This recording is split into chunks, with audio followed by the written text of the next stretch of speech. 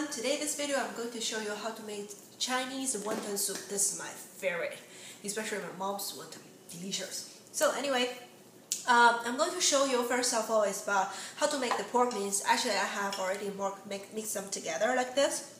What you need is just half a pound of the pork mince, like this one, you can get it from Walmart. And then when you mix it, you need 3 green onion, finely chopped into small pieces. 2 slices of the ginger will be fine, and also chop it into small pieces. I actually mix with some of the mushroom. If you don't like mushroom, you don't need to put it too. But anyway, if you want, you can put just 5 pieces of the slices of mushroom, also chopped into small pieces. Then you need 1 teaspoon of the ground pepper, and then 4 tablespoons of the soy sauce. This is a light soy sauce. This one you can get it from Chinatown. And also you need some salt, because we put soy sauce already, so you need to just put like a half teaspoon of the salt will be good enough. And also 1 egg. So by this way, this pork mince could be mixed together very creamy and very good. You mix them like this, and then until it look like this will be perfect. So make it sit here for a few minutes, because you want more seasonings to come into the pork mince. And then next thing, I'm going to talk something about this wonton wrappers. I have to say, if you look for those wonton wrappers in HEB or Walmart, you can find them too. But those are terrible wrappers. I bought them and I tried them, cannot be folded at all. The wrapper from Walmart, from HEB, that brand is too thick and it's too long time. That means the wrapper itself is already dry out. So when you try to fold it and stuff, the pork mince is it just crack everywhere. So this one actually I got it from Chinatown. So if you're looking for some good wonton wrapper, this is a good brand, I have to say. So when you open it, actually a lot of them, like this one. See, it's thin, it's good enough for the wonton wrapper, and also each pieces they got some. This is not really powder, flour powder. This is actually from those kind of corn starch. So by this way you can make it. I have to say, if you want to cook this wonton wrapper thing, you better also check about validity time. Usually when I buy it back in China, usually I check it within 1 week will be perfect. So usually longer than 1 week, usually the wrapper will be truly a lot of dry, then it's not really good for you to wrap them together. And I also have some vegetable that is also together for the wonton soup. So I'm going to show you how to make it. Well, when you make wonton soup, actually we have so many different ways to cook it. I prefer the traditional way, which is just the boil it with water and put some vegetable on it. You need to do is put a small part of the pork mince onto this wrapper, and there you're going to wrap it like this. When you wrap it like this, you're going to dip some water here and here. Then you're going to do is like this, to seal the whole meatball inside of this wrapper. That is one of the wonton.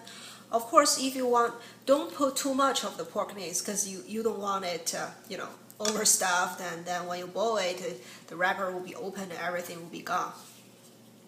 Okay, again, fold it like this, seal everything inside, put a little bit water here, then just fold it like this. When you do this, you better press a little bit harder, make them truly mix together, like this.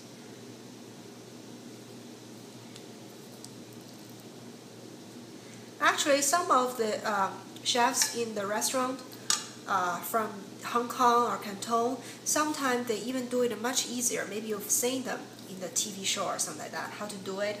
They just simply grab this thing and then put this in the center, and then simply rub around like this way to squeeze it like this way. Well, I have to say, if you want to try this way, it have to be just the make wrapper. That means just a fresh made wrapper. Like this type you bought it from the supermarket, it's too long time, so you can see it's not really closed good enough. So when you boil it, definitely will be fall apart. So that is usually, the chef just make this one. It's still very sticky, and squeeze it like that way you can do it. But usually at home we never do it like that way.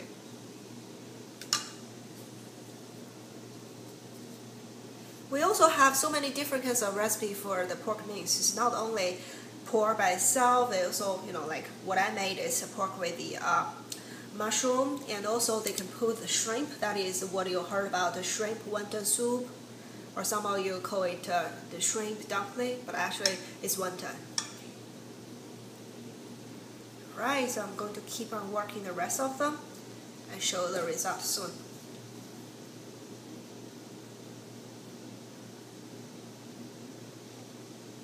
Okay, ta-da! I finished my wonton.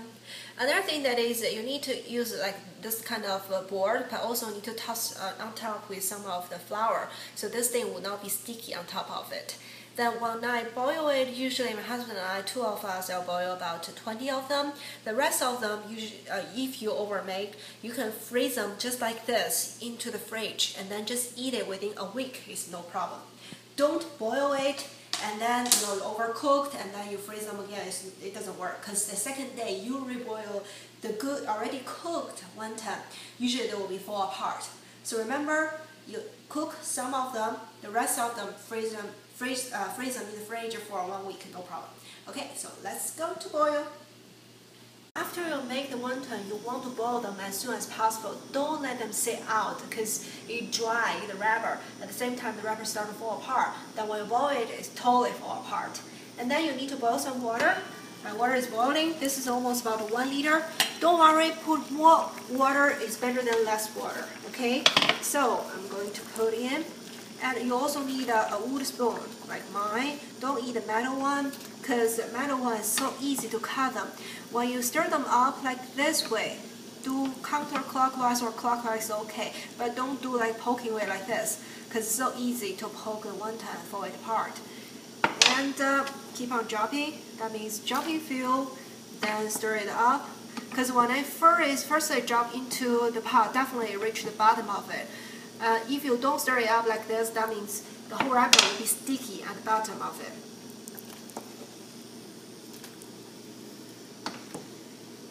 You need to keep on doing like this.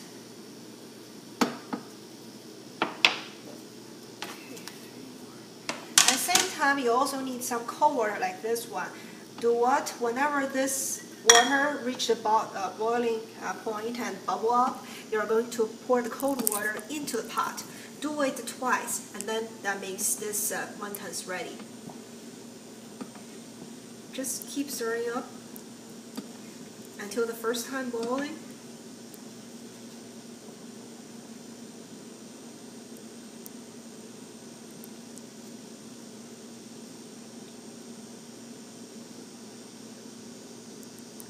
Yeah, like this time, it's first time, then you're going to pour some water in.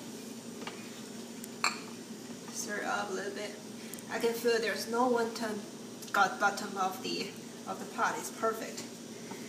And also, my family, we like to add some taste into the. We usually put 1 tablespoon of the soy sauce and 1 teaspoon of vinegar into the soup, make a little bit taste. But most of the taste definitely you are going to get from your wonton. So after first time you dip the water, you are going to drop your vegetable into the soup. And then after the second time you pour the cold water, reboil it again, it's time for it ready. Whenever this wonton actually flowing up, it's the time for it's ready. So actually it's ready now.